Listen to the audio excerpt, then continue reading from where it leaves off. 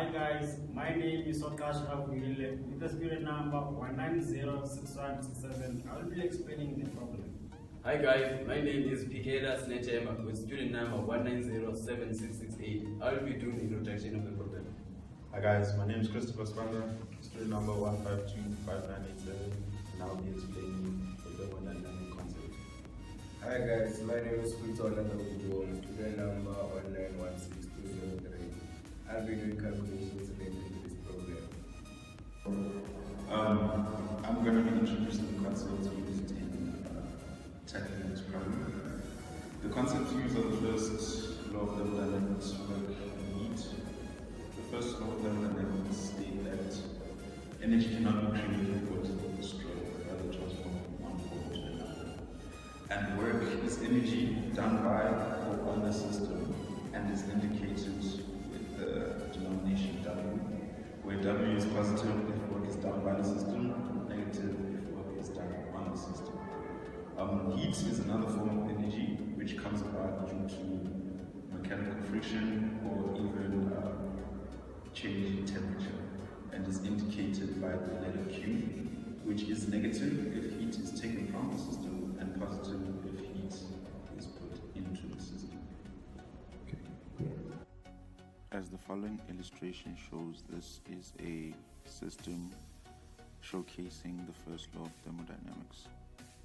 As you can see, the green indicators indicate chemical energy, which is then transformed into mechanical energy, which is then transformed to electrical energy, then transformed to heat energy, which is then used to boil the water and causing it to evaporate, which is an indication that energy cannot be created nor destroyed but transformed from one form to another. Hi guys, I'm going to introduce the problem. The problem is from the book Principles of Engineering Thermodynamics, 8th edition by Moran Shapir. The problem number is 2.22, which states that warm air is contained in a piston cylinder assembly orientated horizontally as shown in figure P2.22. The air cooled slowly from an initial volume of 0.003 meter cube to a final volume of 0.002 meter cube. During the process, the spring exerts a force that varies linearly from a value of 900 newtons to a final value of 0. The atmospheric pressure is 100 kilopascals and the area of the piston face is 0.018 meters squared. Friction between the piston and the cylinder wall can be neglected. For the air, determine the initial and final pressures in kilopascals and the work in kilojoules. Okay guys, as the problem is stated that we must calculate the initial and the final pressure of air inside this piston cylinder and also calculate the work done in kilojoules. Now initially the air inside this piston is warm. Now as this air slowly cools, the volume of the piston cylinder slowly decreases from 0.003 meter cube to the final volume of 0.002 meter cube. Since there are two forces applied on this side, which is the force applied by the spring, initially equal to 900 newtons, up until the only force applied by the spring is 0 newtons. Now, the second force applied on this piston, is the force applied by the atmospheric pressure, which is equal to 100 kilopascals. Now, using this pressure, we can find this force applied by the atmospheric pressure using this pressure and also the area, which is equal to 0.018 meters squared.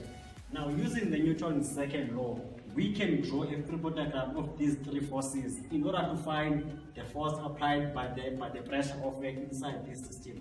Now, using the force of the air and the area of the piston, we can find the pressure of air, since we all know that the pressure is equal to the force over area. Okay, I'm going to do the calculations now. This is the schematic of the problem. This is the initial force, which is the decrease separated to 0.